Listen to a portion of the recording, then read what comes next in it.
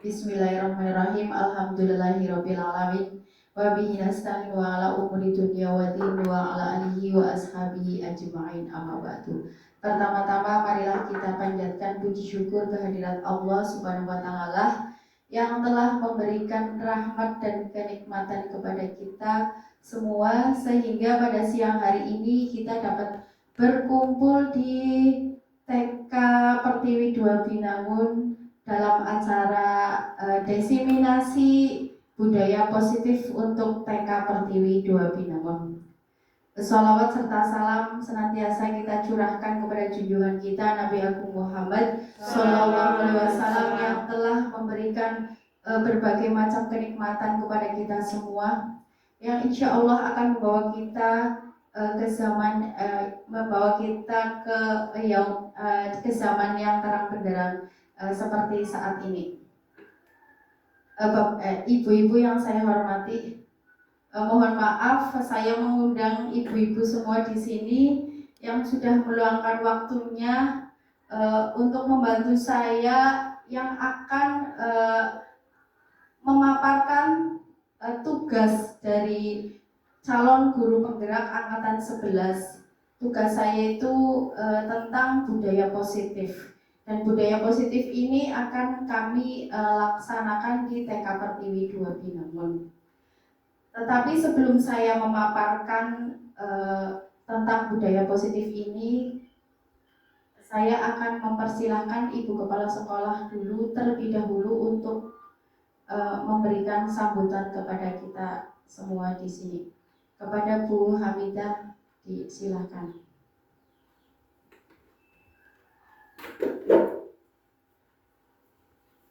Bismillahirrahmanirrahim. Assalamualaikum warahmatullahi wabarakatuh. Waalaikumsalam warahmatullahi wabarakatuh.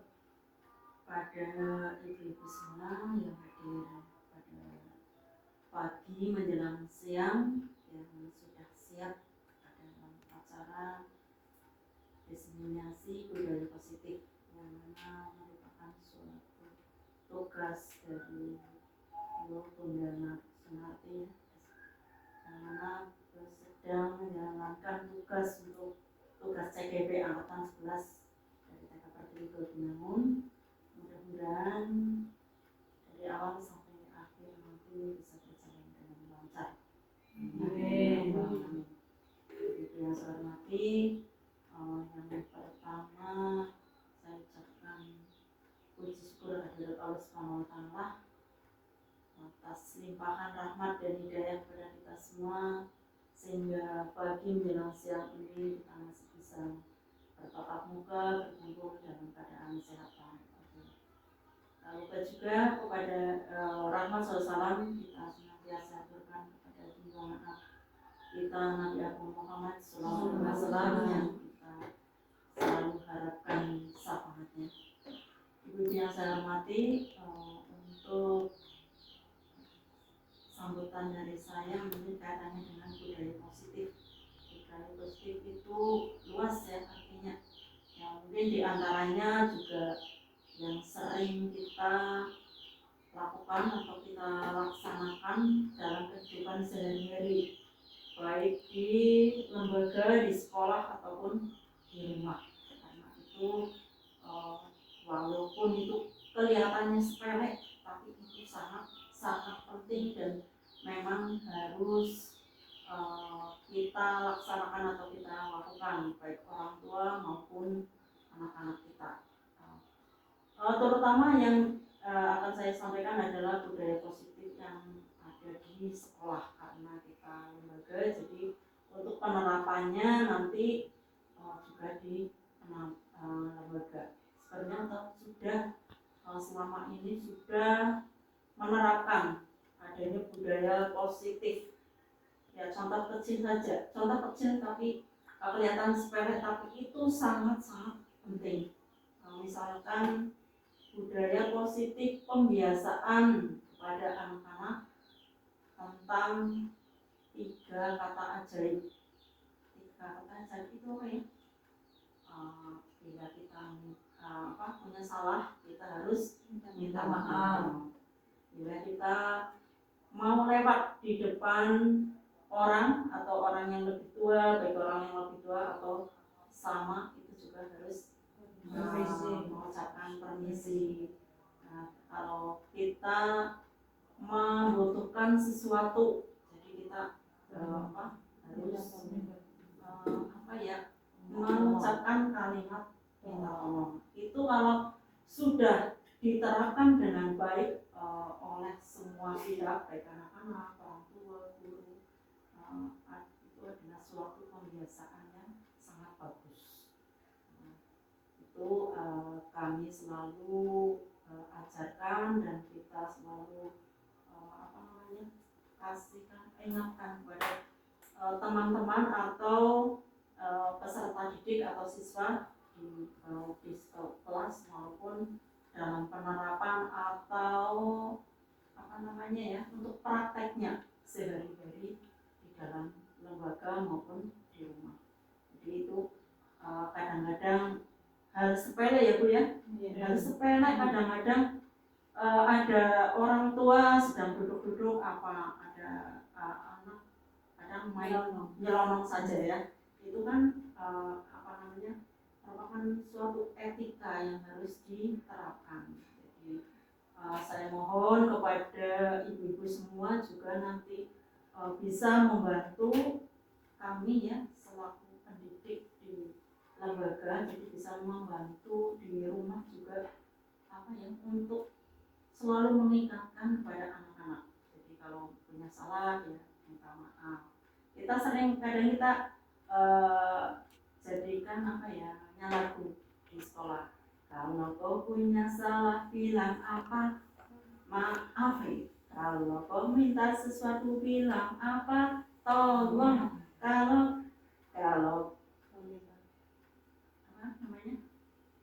kau punya salah dan tidak mengulanginya, kalau kau punya salah bilang apa, maaf.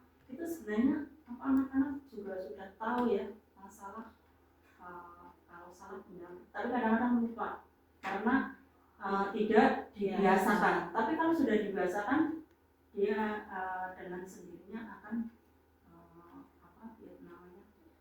dengan sendirinya akan tidak terlewatkan. Oh ya, harus minta maaf. Kalau minta sesuatu baik sama guru, sama teman juga harus minta tolong.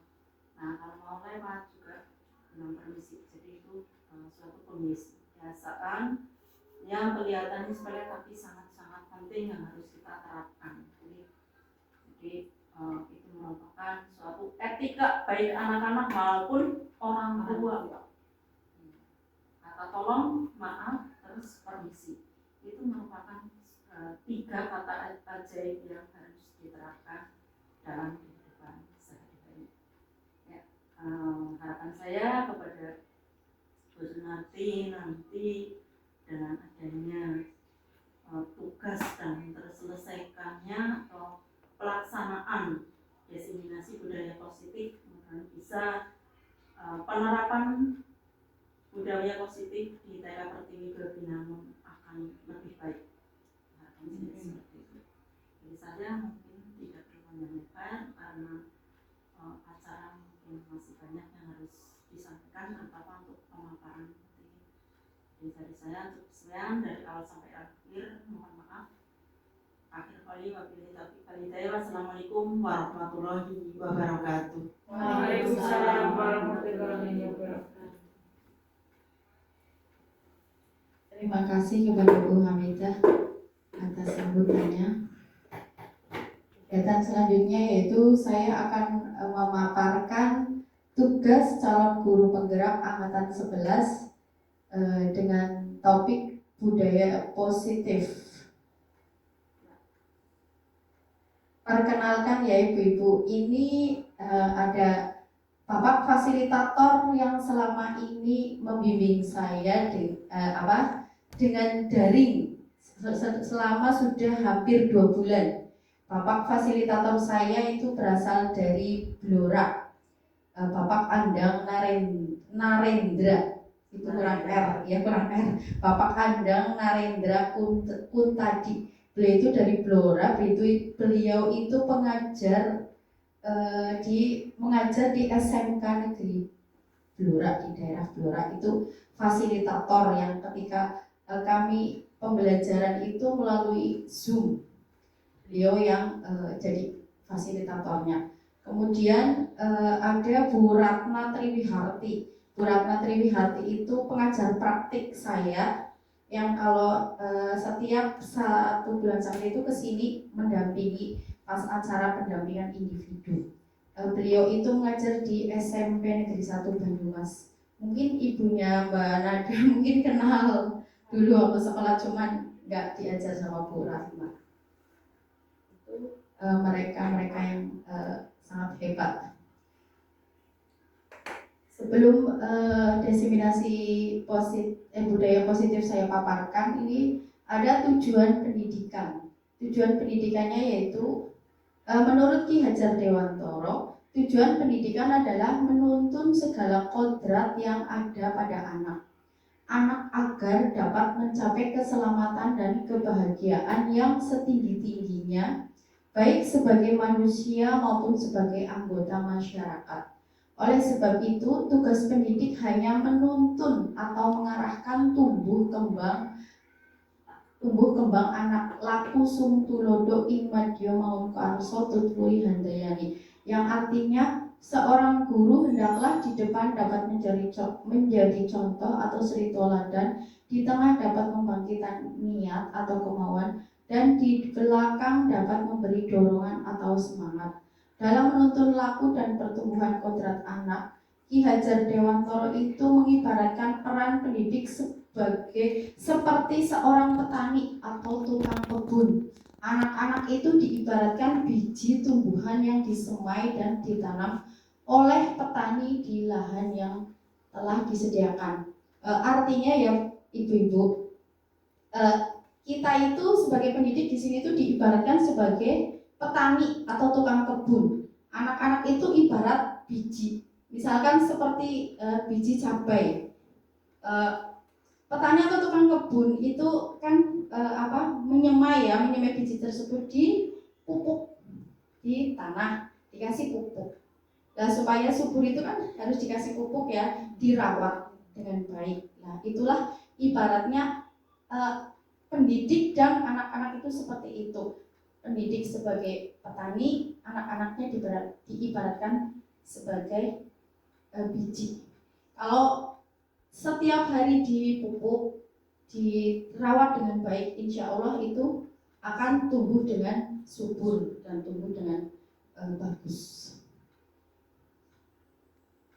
Budaya positif.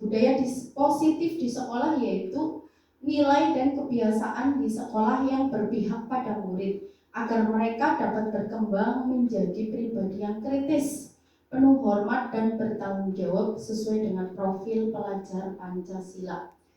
Budaya positif itu sangat-sangat penting untuk kita terapkan di sekolah maupun di rumah. Contohnya yaitu hal yang sangat sepele ya. Ketika anak-anak masuk ke dalam kelas, itu di sini masih sering saya temukan masih banyak sekali anak-anak yang ketika dia masuk itu main nyelonong aja. Tiba-tiba tahu-tahu salaman begitu kan, nggak ucap salam dulu. Itu yang sebenarnya setiap hari sih saya ingatkan untuk Mas, Mbak, ketika mau masuk tolong ya ucapkan salam dulu seperti itu. Tapi kadang-kadang anak-anak mungkin masih malu atau gimana kayak gitu kan. Jadi kami minta juga untuk di rumah selalu diingatkan terus. Selain itu juga kata permisi atau saling menghargai sesama teman-teman. Permisi, misalkan ada bu guru, bunda di sini, anak-anak ada main nyelonong kayak gitu. Apa di rumah misalkan ya, anak-anak bareng teman-teman, terus ada orang tua sedang misalkan anak-anaknya kadang lari begitu, nyelonong begitu aja. Kadang-kadang kita sudah ajarkan di sini, tetapi ketika nanti dia di SD itu beda cerita lagi. Kalau di SD mungkin tidak diingatkan setiap hari, sudah beda lagi dengan di TK. Kalau di TK kan masih selalu diingatkan, ayo mas, ayo mbak, seperti ini, seperti itu. Tapi kalau sudah di SD nanti berubah lagi. Jadi kami di sini minta tolong kepada ibu-ibu untuk selalu mengingatkan ini tentang budaya positif. Konsep utama dari budaya positif yaitu yang pertama perubahan paradigma belajar, yang kedua disiplin positif, yang ketiga kebutuhan dasar manusia, yang keempat teori motivasi perilaku manusia, yang kelima restitusi posisi kontrol guru, yang keenam keyakinan kelas, dan yang ketujuh yaitu segitiga restitusi.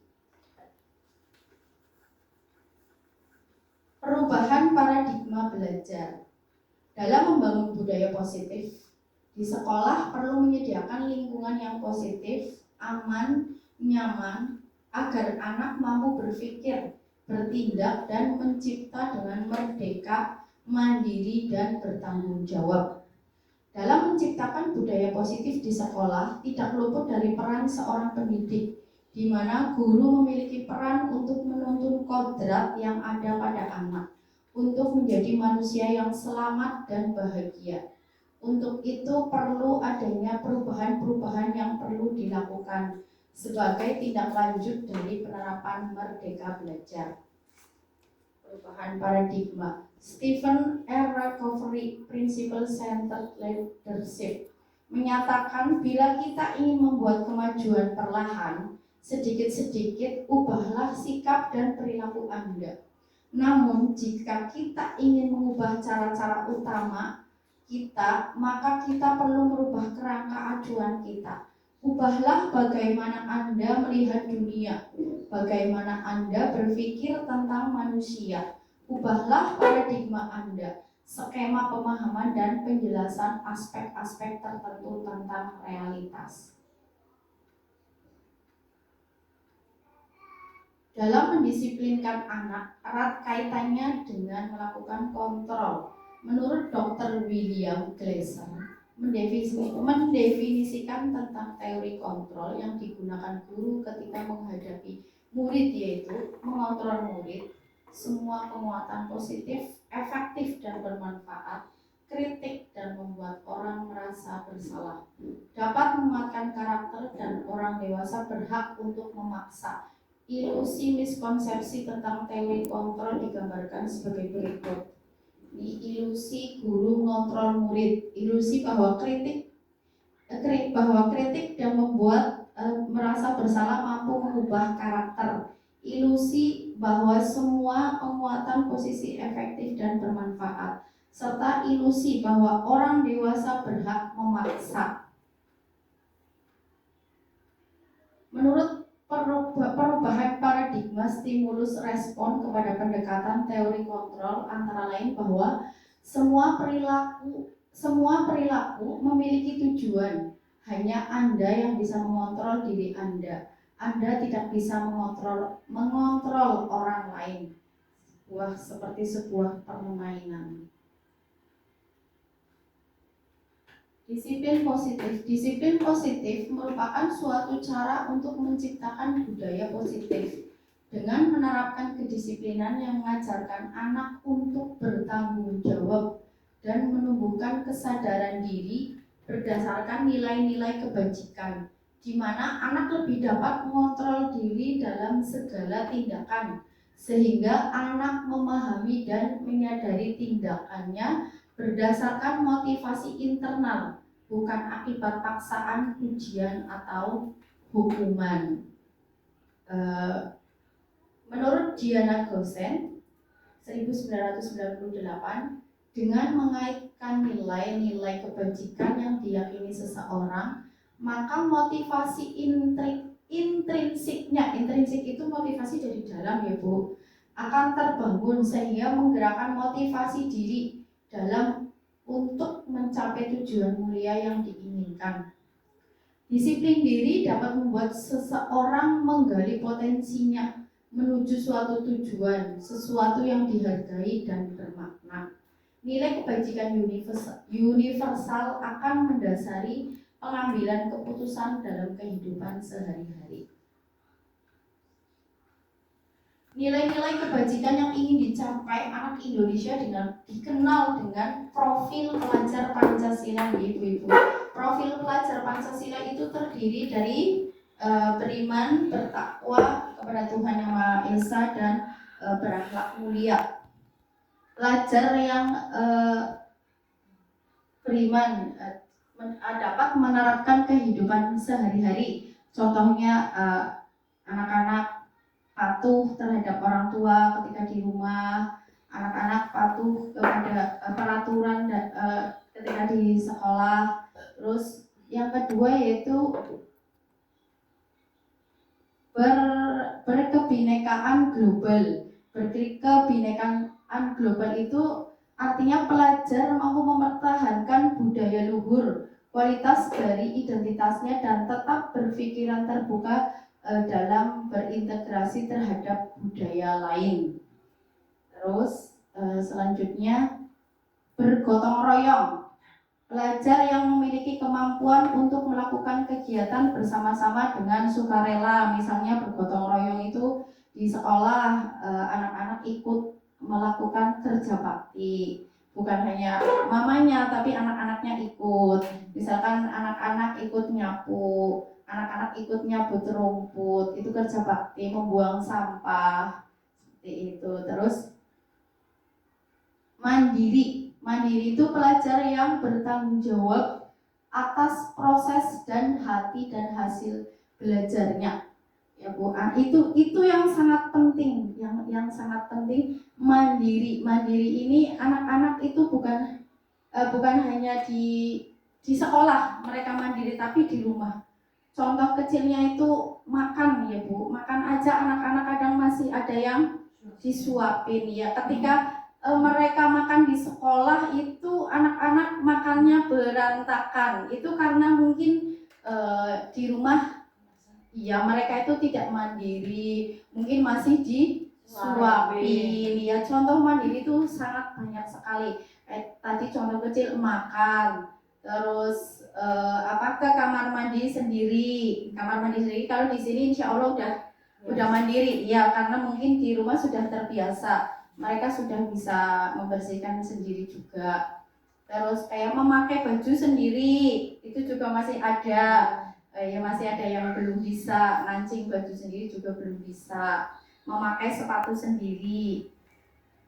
Terus kemudian kreatif itu pelajar yang kreatif mampu memodifikasi dan menghasilkan sesuatu yang orisinil, bermakna, bermanfaat dan berdampak. Kalau kreatif itu, kalau anak-anak di TK ya tidak seperti anak-anak yang sudah dewasa. Misalkan anak-anak diberi tanggung jawab, diberi tugas untuk menggambar bebas, misalkan. Itu anak-anak mereka sudah mau mengerjakan dengan sendirinya tanpa dipaksa. Itu udah termasuk kreatif kayak gitu. Itu gambar apa, ini gambar ini, gambar mobil, gambar apa, itu juga udah namanya kreatif. Terus lagu itu sudah ya? Sudah. Ini ada istilah dipaksa dulu nanti terbiasa. Sebagai pendidik kita sebaiknya menerapkan cara-cara yang lebih positif. Ada contoh gambar membantu murid untuk menemukan inspirasi, terus membuat ruang dialog dengan murid, ada mengajak mendorong murid melakukan kegiatan yang membuat mereka senang. Misalkan kita menawarkan teman-teman kita mau hari ini kita mau olahraga, mau apa, misalkan seperti itu. Mereka, Bunda saya mau main bowling, Bunda saya mau basket, Bunda saya mau bermain ini. Itu kita membiasakan mereka untuk tidak memaksa mereka. Kita membiasakan tidak memaksa mereka. Kita memberikan hak sepenuhnya kepada mereka. Silakan mau memilih apa, seperti itu. Mengetahui kebutuhan dasar manusia menjadi penting bagi guru untuk dapat menciptakan budaya positif di sekolah. Ada 5 kebutuhan dasar manusia menurut William Glasser dalam bukunya Choice Theory. Kebutuhan dasar manusia yang 5 itu yaitu terdiri dari kebutuhan bertahan hidup atau survival, cinta dan kasih sayang atau love, belonging, kebebasan atau freedom, kesenangan atau fun, dan kekuasaan atau power. Ini ada contoh kasus. Yang pertama yaitu Zafran nampak lesu ketika belajar, tetapi di waktu jam bermain ia berlari di kelas sambil mengejar ASCII dan memukul beberapa temannya yang sedang bermain. Kasus yang kedua yaitu Ican anak yang pemalu. Ketika ada lomba menari, Ican diikut sertakan dalam lomba. Ican terlihat senang dan antusias mengikuti lomba. Setelah lomba usai, Ican terlihat menjadi anak yang periang dan mau berbaur dengan teman-temannya.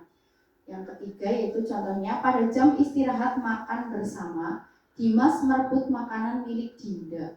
Dinda pun menangis atas perilaku yang dilakukan oleh Dimas. Teori motivasi perilaku manusia. Yang pertama yaitu motivasi eksternal. Motivasi eksternal itu motivasi yang timbul untuk menghindari ketidaknyamanan atau hukuman.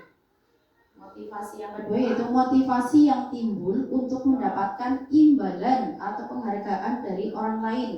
Misalkan kalau motivasi yang timbul untuk mendapatkan imbalan atau penghargaan dari orang lain itu, contohnya misalkan kalau anak disuruh misalkan tolong itu belikan ini ke warung seperti itu ya, nanti saya kasih upah, ya itu kan karena dikasih upah jadi anaknya mau, iya. Terus motivasi internal, kalau motivasi internal itu motivasi yang timbul untuk menjadi mereka yang mereka inginkan dan menghargai diri sendiri dengan nilai-nilai yang mereka percaya. Misalnya kita menyuruh anak-anak kita untuk mengambilkan sesuatu atau apa, tapi mereka itu mau dengan sendirinya, berarti kan mereka ada niat untuk membantu, niat dari dalam diri, itu namanya motivasi internal. Motivasi yang diharapkan, motivasi yang baik itu berasal dari dalam diri kita agar tindakan yang kita ambil sesuai dengan apa yang kita inginkan. Untuk menciptakan budaya positif di sekolah, guru hendaklah dapat menuntun murid agar memiliki motivasi internal agar penerapan nilai-nilai yang baik dapat dilaksanakan tanpa paksaan ataupun untuk mendapatkan imbalan dari orang lain. Karena kami pun di sekolah terkadang masih memberikan motivasi yang eksternal ketika menyuruh anak-anak untuk maju ke depan. Kadang-kadang masih kita iming-imingi dengan ayo mas maju, ayo mbak nanti bunda kasih sesuatu seperti itu supaya mereka semangat. Sebenarnya sih yang sangat kita harapkan ini kan motivasi dari internal ya, dari dalam diri sendiri. Ayo siapa yang mau maju? Saya itu kan berarti mereka sudah sangat semangat, berarti mereka itu tidak mengharapkan imbalan apapun. Yang ada anak-anak yang sudah tumbuh seperti itu, tapi masih ada beberapa anak yang masih ketika disuruh maju ke depan itu masih sangat-sangat susah, bahkan dibujuk-bujuk pun masih belum mau, itu masih ada 1-2 itu masih ada yang sama sekali, misalkan kalau enggak ayo dituntun seperti itu masih ada yang harus dituntun. Tapi yang kita harapkan sebenarnya ada kemauan dari diri anak sendiri. Iya. Ini ada restitusi posisi kontrol sebagai guru. Menurut Diana Gosen ada 5 posisi kontrol guru, yaitu yang satu posisi sebagai penghukum, yang kedua posisi pembuat merasa bersalah, yang ketiga sebagai posisi teman, yang keempat posisi pemantau, dan yang kelima yaitu posisi manajer. Posisi penghukum itu kalau di TK ya insya Allah tidak pernah ada untuk posisi penghukum ya. Kalau posisi pembuat merasa bersalah itu ya contohnya misalkan mereka atau dua anak misalkan mereka ada yang berantem seperti itu kan, merasa bersalah nanti itu tadi siapa, kenapa kok berantem, kenapa itu kadang kan mereka saling menyalahkan seperti itu kan. Terus kadang oh iya tadi saya yang gini, iya itu. Terus posisi teman, kalau posisi teman ya kita mengajak anak-anak itu kita jadikan itu sebagai seorang teman, bukan saya sebagai guru, mereka sebagai murid, tapi tidak begitu. Kalau posisi teman itu dianggap sama. Iya, kalau posisi pemantau berarti kita memonitor segala tingkah laku mereka. Terus kalau posisi manajer itu kita jadi guru, benar-benar kita sebagai atasan seperti itu. Anak-anak ya misalkan salah ya siapa yang salah seperti itu, ayo siapa yang salah, itu kita sebagai posisi manajer. Oke ibu-ibu semuanya, karena kelihatannya pada ngantuk banget, bahkan udah lapar ya. Yuk kita berdiri dulu, kita mau ice breaking dulu.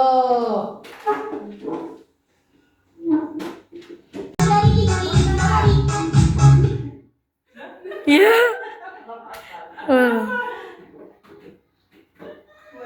Lah.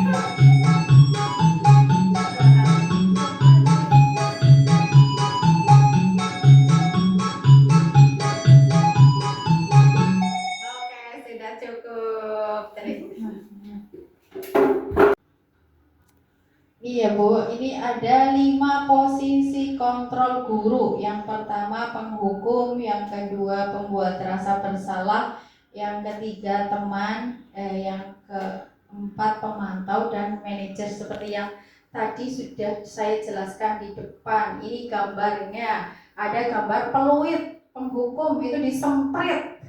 Terus ini ada pembuat rasa bersalah, berarti bersedih itu emotnya. Kalau yang teman itu berarti tersenyum. Kalau pemantau berarti seperti diteropong ya, kita hanya sebagai pemantau. Kalau manajer itu berarti kita sebagai posisi pimpinan, sebagai posisi guru, dan anak-anak ya sebagai murid, seperti itu.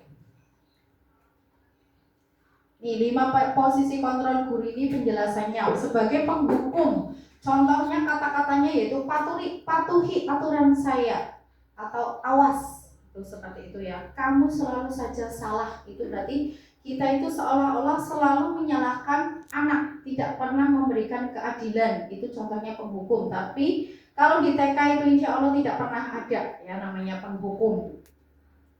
Yang kedua yaitu pembuat orang merasa bersalah. Itu contohnya ibu sangat kecewa sekali dengan kamu. Gimana coba kalau orang tua kamu tahu kamu berbuat seperti ini. Itu contoh dari pembuat rasa bersalah. Anak-anak kan otomatis, oh iya ya, nanti kalau aku berbuat seperti ini nanti mamaku marah.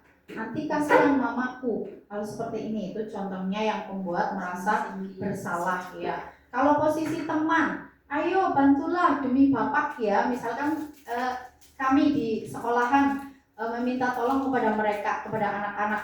Ayo tolong bantu bunda membereskan mainannya. Ayolah demi ibu, demi bunda lah. Ayolah tolong, seperti itu kan. Itu berarti kita menjadikan mereka itu sebagai teman. Ini ada contohnya lagi. Ya sudah, kali ini tidak apa-apa, nanti ibu bantu bereskan. Kemudian posisi sebagai monitor atau pemantau. Peraturannya apa? Apa yang telah kamu lakukan? Sanksi atau konsekuensinya itu apa? Kalau sebagai monitor. Contohnya apa yang telah kamu lakukan? Kamu tadi ngapain aja? Seperti itu. Itu sebagai pemantau atau monitor. Kalau sebagai manajer, apa yang kita yakini? Kembali ke keyakinan kelas. Apakah kamu meyakininya? Jika kamu meyakininya, apakah kamu bersedia memperbaikinya? Jika kamu memperbaiki ini, hal ini menunjukkan apa tentang dirimu? Apa rencana kamu untuk memperbaiki hal ini? Itu ketika kami sebagai guru itu menjadi posisi sebagai manajer. Dari posisi kontrol di atas, posisi manakah yang sebaiknya diambil oleh seorang guru dalam menghadapi muridnya? Dalam menghadapi murid yang ada di sini di TK itu, kita mengambil posisi itu sebagai manajer dan sebagai teman.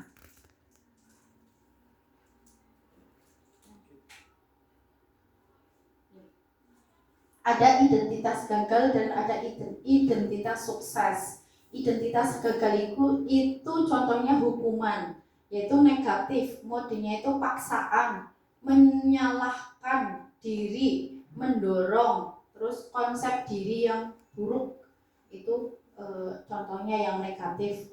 Kalau identitas sukses itu terdiri dari konsekuensi dan restitusi. Kalau konsekuensi itu netral dan positif. Netral contohnya stimulus respon, mendorong kepatuhan dan konsep diri yang baik. Yang ketiga positif, yaitu teori kontrol, mendorong disiplin positif dan konsep diri yang kuat. Keyakinan kelas. Menerapkan keyakinan kelas di sekolah kita juga merupakan upaya untuk menciptakan kebiasaan yang baik di lingkungan sekolah agar dapat mewujudkan pembelajaran yang berpihak pada murid di sekolah.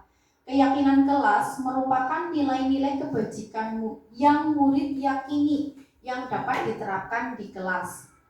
Keyakinan murid akan suatu nilai inilah yang digunakan untuk mengontrol mereka sendiri agar lebih bertanggung jawab dan dapat menguatkan karakter mereka. Pembentukan keyakinan kelas. Keyakinan kelas bersifat lebih abstrak daripada peraturan yang lebih rinci dan konkret. Keyakinan kelas berupa pernyataan-pernyataan universal. Pernyataan keyakinan kelas senantiasa dibuat dalam bentuk kalimat positif. Keyakinan kelas hendaknya tidak terlalu banyak sehingga mudah diingat dan dipahami oleh semua warga kelas. Keyakinan kelas sebaiknya sesuatu yang dapat diterapkan di lingkungan tersebut. Semua warga hendaknya ikut berkontribusi dalam pembuatan keyakinan kelas lewat kegiatan curah pendapat. Bersedia meninjau kembali dari waktu ke waktu. Ini contoh keyakinan kelas. Ini keyakinan kelas yang ada di ini rancangan, insya Allah besok diterapkan, maksudnya ditempel juga posternya. Keyakinan kelas yang ada di TK Pertiwi 2 Binangun. Yang pertama bertanggung jawab. Contohnya itu ketika mereka anak-anak habis main, siapa yang habis bermain, mereka harus bisa bertanggung jawab untuk membereskan semua mainannya. Tidak menyuruh bunda tolong bereskan, tidak seperti itu, tapi mereka harus berusaha untuk bertanggung jawab ya, membereskannya dan mengembalikannya lagi ke tempat semula.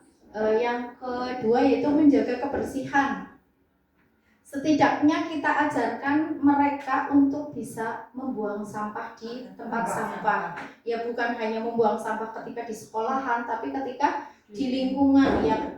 Karena masih banyak ditemukan kadang ya anak-anak habis makan jajan ketika tidak di sekolah ya, kalau di lingkungan atau di mana kulitnya itu dibuang seperti itu. Kalau seperti saya aja ngajarin anak juga susah banget untuk membuang sampah ketika dia itu tidak melihat bahwa di depannya itu ada tempat sampah. Mungkin tempat sampahnya di luar atau di mana kayak gitu. Kadang begitu aja. Terus menyapu, setidaknya mereka diajari dari kecil untuk bisa belajar nyapu atau mencuci sendok yang habis dipakai untuk makan. Terus saling menghormati dan menghargai. Contoh kecilnya saling menghormati dan menghargai itu anak-anak ya masih ada yang ketika mereka ada yang maju ke depan, anak-anak itu di sana yang di belakang itu ribut sendiri. Itu kan contohnya, maksudnya mereka belum bisa menghargai temannya. Ya mereka belum bisa menghormati temannya. Padahal kita tiap hari di sini tuh selalu mengajarkan mereka untuk tolong ya teman-teman, ketika ada teman kita yang maju tolong dilihat dulu, didengarkan dulu, seperti itu. Terus menolong teman. Ketika ada teman yang jatuh atau ketika ada teman yang kadang mereka dinakali sama temennya kayak seperti itu kan. Sekarang sih udah ditemukan, maksudnya ada yang sudah mengerti menolong, misalkan jatuh ya itu kesini yuk nanti minta obat, seperti itu. Sudah ada yang mengerti tentang menolong teman yang lain. Terus membudayakan 5S. 5S itu senyum, sapa, salam, sopan, santun. Ya, ketika masuk kelas, ya mereka itu dibiasakan untuk mengucap salam. Ketika bertemu temannya ya dibiasakan untuk tersenyum, ya untuk menyapa, seperti itu. Terus yang ke ya menjaga keamanan. Jaga keamanan itu dalam arti mereka itu tidak ribut ketika misalkan ketika sedang belajar. Mereka kadang ada yang teriak-teriak sendiri, kadang ada yang nendang-nendang kursi. Itu kan namanya belum bisa menjaga keamanan. Ya, ini besok kita akan terapkan di kelas TK Pertiwi 2 Binangun. Yang berikutnya yaitu segitiga restitusi. Arti restitusi adalah tindakan yang digunakan guru untuk membuat murid memperbaiki kesalahan mereka dengan cara mereka sendiri, yang tentunya ini berdampak pada perubahan perilaku yang lebih baik lagi. Diana Gosen dalam bukunya Restitution Restructuring School Discipline. Ada 3 tahapan dalam restitusi. Tahapan ini dinamakan segitiga restitusi. Yang pertama adalah menstabilkan identitas. Yang kedua yaitu validasi tindakan yang salah. Dan yang ketiga adalah menanyakan keyakinan. Ini contoh dari segitiga restitusi. Ini seperti gunung. Segitiga, ada validasi tindakan yang salah, ada menstabilkan identitas dan menanyakan keyakinan. Kamu tentu punya alasan mengapa melakukan itu contohnya. Adakah cara yang lebih baik, yang lebih efektif untuk mendapatkan apa yang kamu butuhkan?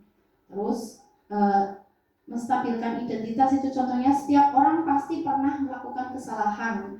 Misalnya ada anak di didik kita yang mereka itu melakukan kesalahan, tapi kita itu tidak boleh langsung kenapa kamu begini, kenapa kamu itu salah. Itu kita tidak boleh seperti itu.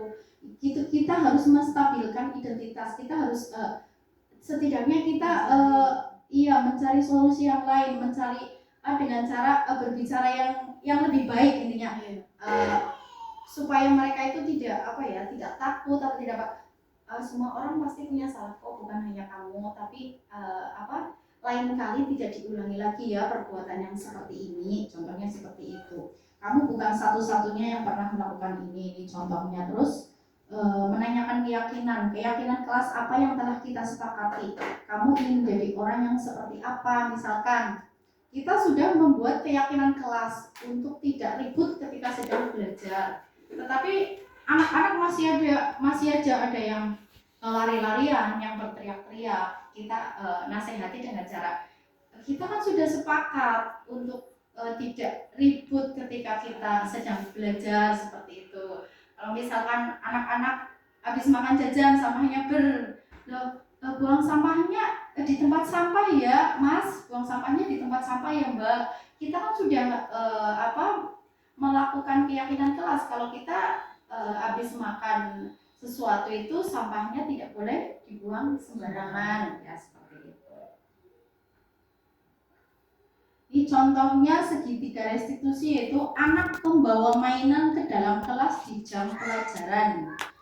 Membawa mainan tapi itu bukan mainan yang dari sekolah ya, mereka itu membawa mainan yang dari rumah. Kalau sekarang tidak pernah terjadi, tapi kalau dulu itu sering terjadi. Yang ada akhirnya kan mereka tidak konsen untuk belajar, mereka tidak fokus untuk belajar, tetapi mereka saling berebut mainan yang mereka bawa dari rumah. Itu sedang apa? Ini lagi main ini loh. Itu dari mana? Ini bawa dari rumah. Nah, akhirnya mereka yang sebelah sini penasaran, ingin ke situ. Coba saya pinjam seperti itu. Akhirnya berebut, akhirnya di kelas tidak ada yang belajar karena berebut mainan yang dibawa dari rumah. Itu contohnya. Dalam penerapan program disiplin positif ini, hendaklah guru memiliki standar kepribadian, profesional dan sosial yang baik, di mana guru dapat memposisikan guru sebagai posisi kontrolnya saat ini. Hendaklah sebagai manajer untuk membantu murid memecahkan masalahnya sendiri dengan konsekuensi dan restitusi, untuk menumbuhkan motivasi dalam diri anak itu sendiri, sebagaimana dalam perjalanan guru sebagai pamong dapat menuntun murid-murid menjadi insan yang mandiri, merdeka, dan bertanggung jawab.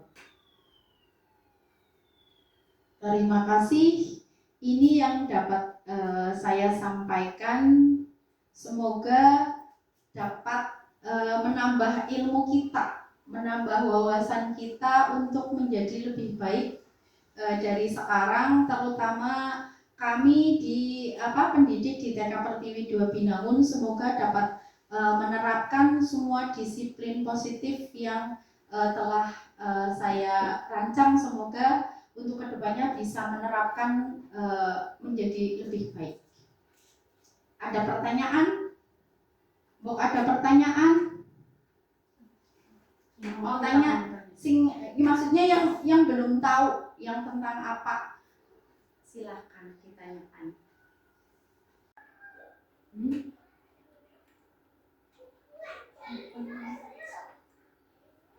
Tadi aku itu sama Lulu ya, Lulu temannya kan tadi pada berebut waktu saat gambar. Terus Lulu bilang apa? Nanti juga dibagi, nggak usah berebut. Iya, dia udah udah tahu tentang cara minta maaf juga. Dia udah berterima kasih kepada orang lain jika dia juga udah tahu, karena ketika tadi sedang belajar menggambar dibantu sama Bunda Nining, Lulu itu mengucapkan makasih ya Bunda, tadi udah bantuin Lulu, seperti itu. Berarti dia udah tahu arti terima kasih ya kepada orang lain tanpa dipaksa, maksudnya tanpa harus tanpa disuruh-suruh untuk ayo lu mengucapkan terima kasih lu, ayo lu, gitu. Dia udah Makanya ya tahu.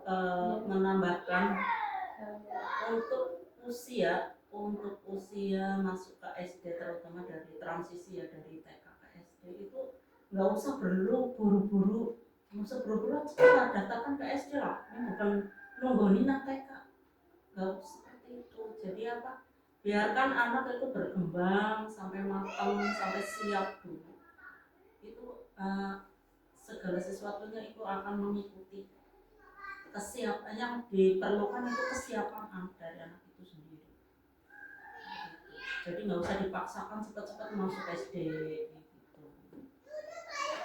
Karena anak itu perlu kesiapan, kematangan, baik itu fisik atau mental, itu sangat-sangat dibutuhkan. Ya tadi pertanyaannya apa? Cara Menyikapi menyikapi anak yang kurang percaya diri. Ya, memang iya masih ada beberapa itu seperti kayak Rifki itu masih kadang masih benar-benar harus, Mas, ayo. Sebenarnya dia itu kalau sudah melakukan sih sebenarnya dia enjoy ya, dia mau ya, tapi ketika belum itu harus dipaksa dulu, harus dipaksa. Makanya tadi kan ada dipaksa karena apa, terbiasa karena dipaksa. Sebenarnya itu sih kurang bagus ya, tapi kalau tidak dipaksa itu apa ya seperti itu. Karena dia merasa itu kalau takut salah. Iya, Takut salah. Ya, seperti itu. Apa ya, biasa dilarang apa ya? Ya. Sesuatu. Mungkin seperti karena dilarang. Jadi ketika kita apa ya mengajak anak untuk melakukan sesuatu itu apa ya, misalkan anak mau melakukan, aku mau mainan ini, aku main ini, janganlah, jangan seperti itu kan. Orang tua kebanyakan kan seperti itu ya. Kebanyakan jangan Itu ya. cara mengatasi anak kecil itu, anak usia dini itu juga tidak boleh menggunakan kata jangan. Tetapi saya pun sebagai pendidik kadang saya masih otomatis itu keceletot. Kadang masih karena sudah latahnya kadang jangan mas, seperti itu. Padahal itu kata jangan itu sebaiknya kalau di pendidikan anak usia dini itu tidak boleh dilakukan. Sebaiknya diganti. Misalkan anak-anak itu lari-lari misalkan ya, jangan lari-lari mas, itu nggak boleh. Yang boleh itu jalan saja pelan-pelan seperti itu. Misalkan anak-anak berantem ya, jangan nakal mas, itu sebenarnya nggak boleh dilakukan kata-kata itu. Tapi kita ngasih tahu mereka itu dengan kata yang lebih baik. Contohnya, mas, berantem itu nggak bagus, ayo saling menghargai sama teman saja, seperti itu. Ayo baik-baik sama teman ya, seperti itu. Terus tadi untuk mendorong anak supaya lebih percaya diri, itu kita selalu mengajak anak tapi tidak memaksa loh, maksudnya tidak, iya kita selalu mendorong loh,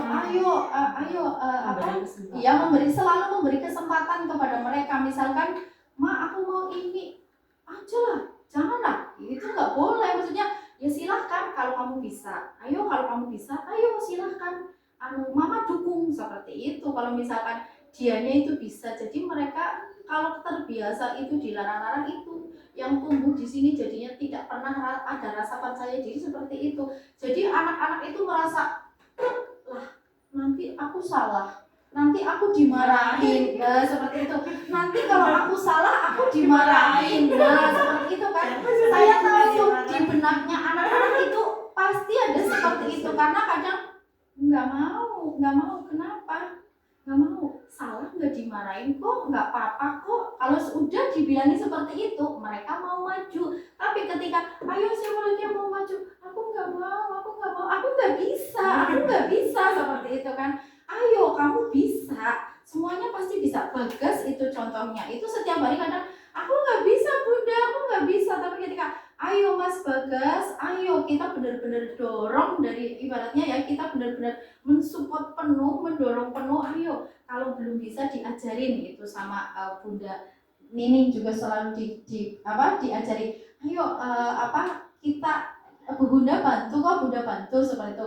Ketika kita sudah bilang ayo Bunda bantu, salah nggak apa-apa, itu anak-anak mau melakukan tuh, seperti itu. Jadi yang penting ketika anak melakukan sesuatu yang tidak membahayakan, jangan pernah kita larang, seperti itu. Karena kalau anak-anak terlalu sering dilarang itu, yaitu mengakibatkan anak jadi minder. Dia itu tidak pernah ada rasa percaya diri, yang ada ketakutan, takut dimarahin, takut apa, kayak sama kan kayak anak-anak mengikuti lomba. Ketika mereka tidak punya rasa percaya diri, ya mereka berpikiran nggak mau, mbok kalah, seperti itu kan, nggak mau, takut kalah, seperti itu. Kalau ayo silahkan, mau yang apa, mau ikut apa, kita yang penting kita mendorong, seperti itu. Jangan ada larangan selagi hal tersebut itu positif dan baik. Itu. Kayak seperti anak kecil main pasir gitu kan. Jangan main pasir, itu kotor. Padahal kata-kata kotor itu tidak ya kata-kata kotor itu sering sering dilontarkan sama para orang tua lah ya, terutama yang anaknya balita. Padahal kotor itu baik sebenarnya. Yang penting kan setelah mereka bermain kotor-kotoran, yang penting mereka suruh cuci tangan, kita ajak mandi, seperti itu. Mungkin itu yang penting, tidak ada larangan. Ada yang mau bertanya lagi? Assalamualaikum warahmatullahi wabarakatuh. Waalaikumsalam warahmatullahi wabarakatuh. Ada yang mau saya tanyakan, ini masalah bagaimana cara menyikapi anak apabila anak berbuat salah.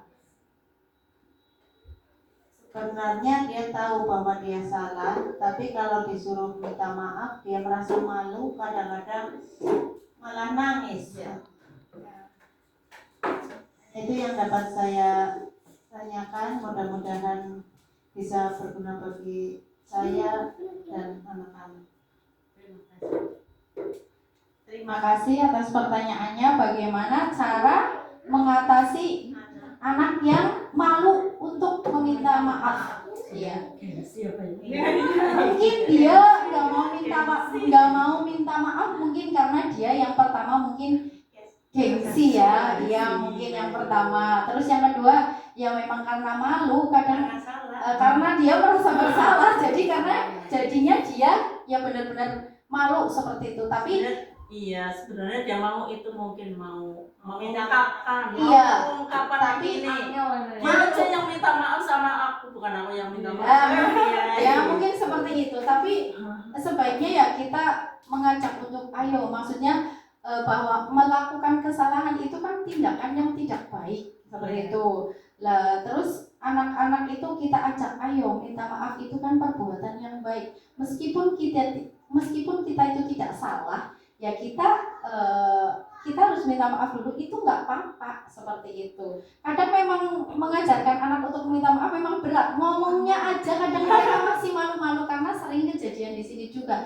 Ayo tadi siapa yang salah duluan itu? Ya ayo minta maaf kayak gitu. Tapi kan kadang masih malu, jangankan anak kecil ya, orang tua aja masih kadang seperti itu. Tapi ya kita lebih selalu berusaha mengenalkan bahwa meminta maaf itu baik, seperti itu. Terus kalau kita berbuat salah itu ya sebenarnya harus itulah tetap harus minta maaf, karena meminta maaf itu perbuatan yang baik, seperti itu. Orang adalah orang yang mau memaafkan orang lain. Kita harus selalu mendorong, pokoknya nggak boleh malu, karena meminta maaf itu bukan tindakan yang buruk kok. Kita malah jadi lebih baik.